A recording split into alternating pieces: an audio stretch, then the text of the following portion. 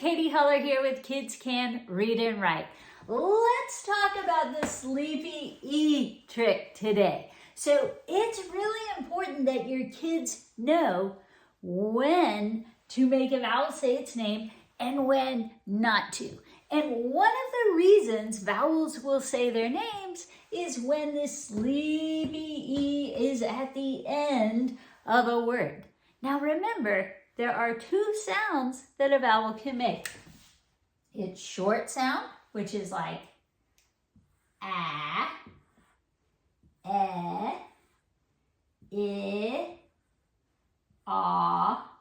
or That's considered the short sound, the regular sound.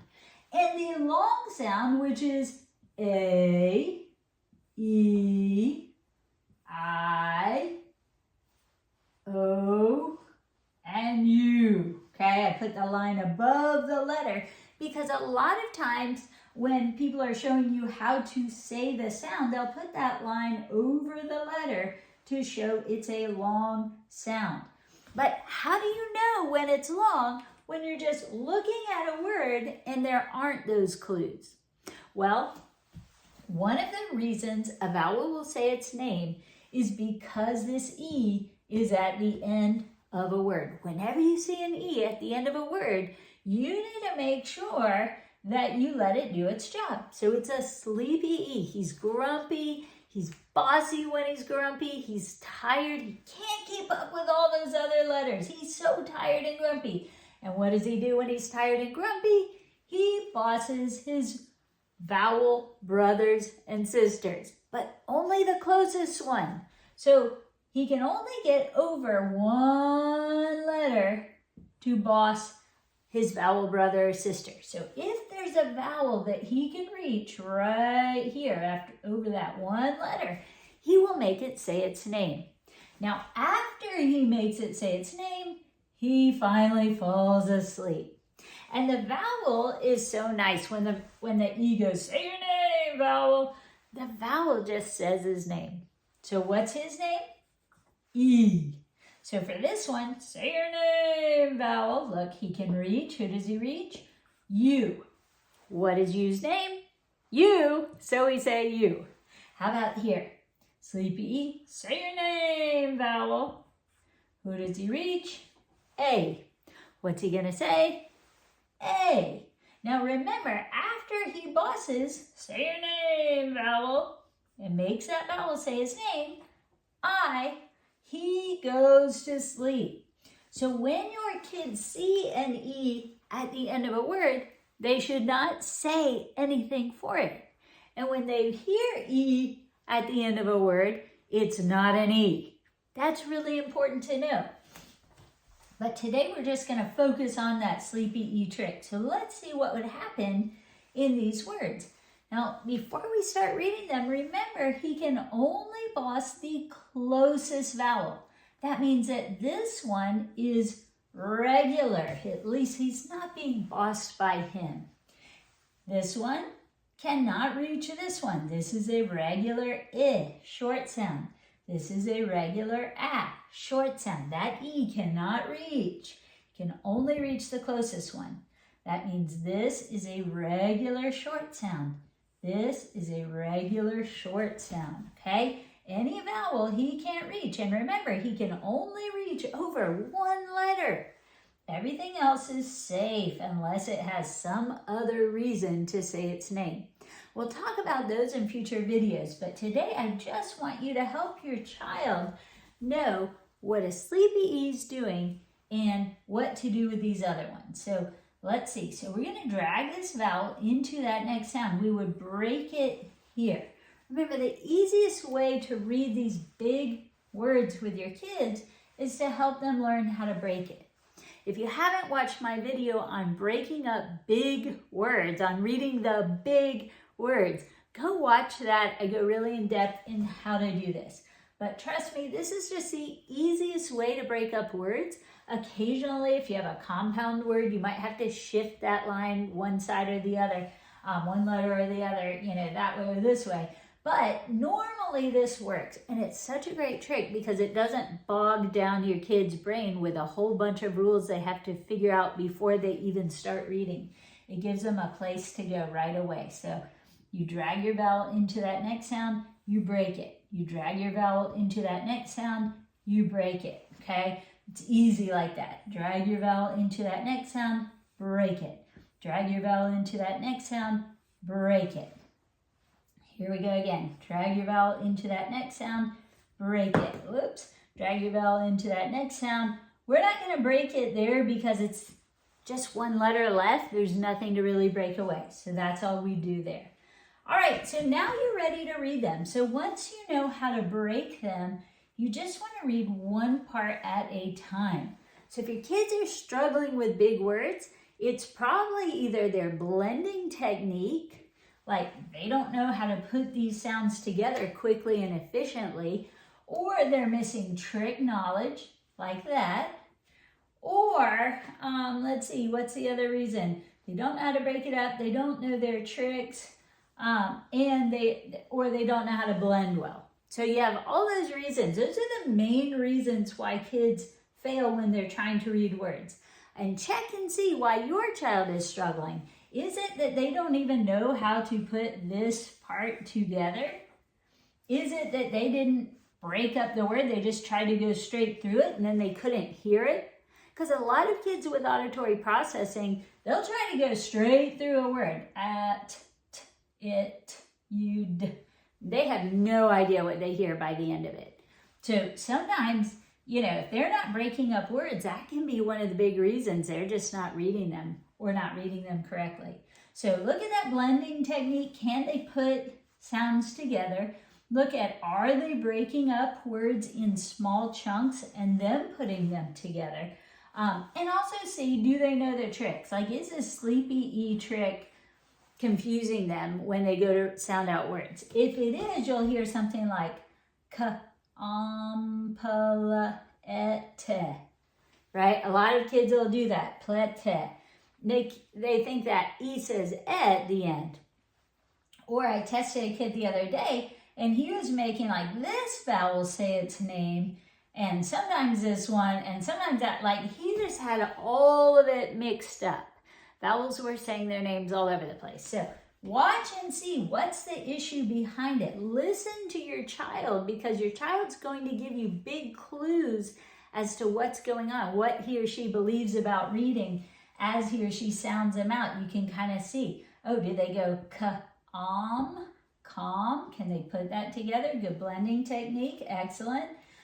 Can they go e? Do they make this E say its name? Eat, pleat. And do they make a sound for that? Because if they make a sound for that, they don't know the trick. Okay, so you have to make sure they're not making a sound for this and they are making this one say its name. So if they're reading it well, you'll hear calm, eat, pleat, complete. That's if they don't know it when they see it, right? Some kids will just know it already, complete. And that's great. That means they've already internalized that word pattern.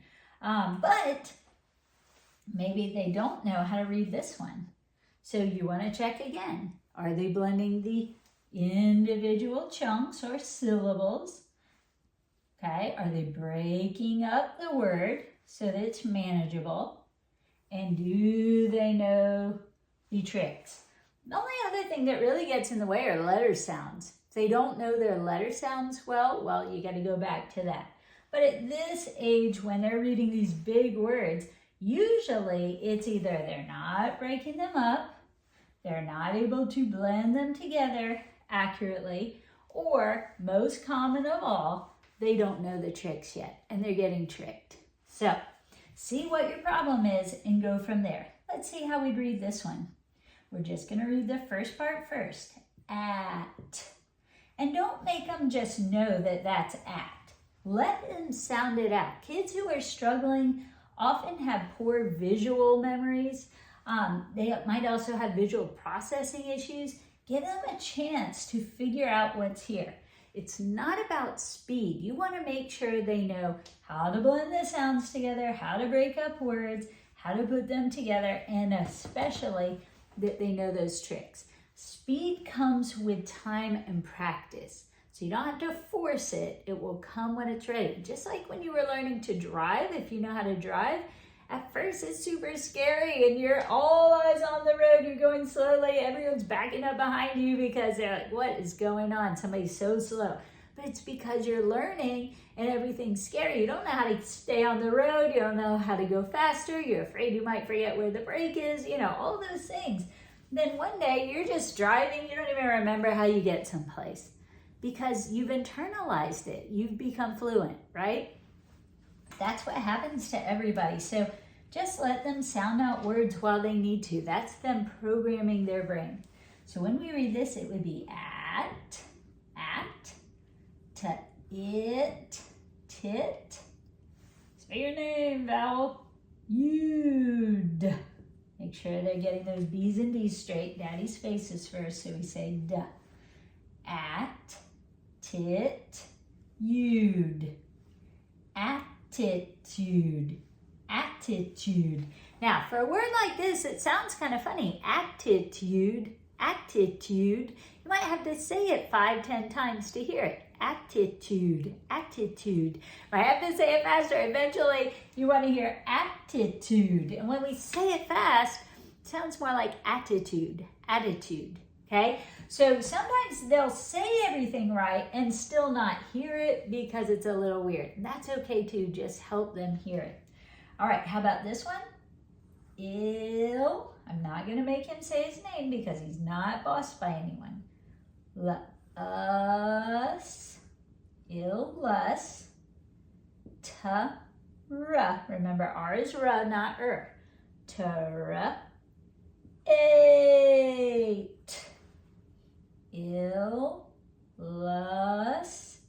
Illustrate, trait, illustrate, illustrate. You know what illustrate means? So illustrate, a lot of kids get this word mixed up with author because we have the author and the illustrator, and a lot of times people lump those two together and they say, oh, the author of this book is whoever, the illustrator is whoever. And a lot of kids forget which one's which. They just get confused. So when I ask them, what does illustrate mean? A lot of kids think it means to write the book. So ask your child, what does illustrate mean? If they say to write and they need a way to figure out which one's which and to remember it, I like to tell them, okay, when you feel ill, that's when you feel sick, right? Well, when you feel ill, you're probably less likely to want to write a whole story, but you might enjoy just drawing a picture of something. So when you're ill, what do? Draw the picture. So an illustrator, or to illustrate, means to draw. Okay, an illustrator is the person who draws the pictures. To illustrate is to draw the picture of something, okay? So illustrate. So I hope that helps you guys because I know just a lot of kids get that confused. All right, let's try one more together. Notice your sleepy E. And remember, kids might start sounding out a word and then see the E at the end and have to go back and fix it. And that's okay. They'll get better at it. You can just kind of tap to remind them. You can kind of draw that to remind them. But then try to not tap and not draw and not remind them as soon as possible because you want them to start spotting the trick on their own. That's really important too. So when they see this, we're going to drag that vowel into that next sound. In, and then we read this part. Sp, sp, ire, inspire. Now, why am I saying for this R? Because I and the R are together. So it's actually a double agent. We have the E bossing the I, saying I, and we have the IR saying So inspire, inspire. So you can have double agents, that's confusing. You don't really have to know that to get this word right, but inspire, is the word. So I hope that helps, guys. I hope that inspires you to learn more tricks. And remember, if you need help learning the tricks, we have the Black Belt Reading Program. If you need the higher level, like more words like this, you're probably looking for level 3 or maybe even level 5 if you have a really, a kid who can read quite a bit but needs a lot of big words. Then let me know, get in touch with me, let me know. I might or might not have that officially for sale yet. Right now it's not, but I hope to have it up soon. So if you don't see level 5 for sale on our website, kidscanreadandwrite.com or kidscanonlineacademy.com, then write me and let me know what you need, because I have packets for everything. And you just need to go through, do the work, follow trick by trick, and watch your child learn to read and write. So, hope this helps. Let me know if you have any questions about the sleepy E trick. Remember, main thing is when you see an E at the end, he's going to boss the closest vowel, but he can only get over one letter, and then he goes to sleep. So make sure your kids are saying that letter's name, and then not saying anything for the E at the end. Thanks for joining me, guys. Hope to see you again soon.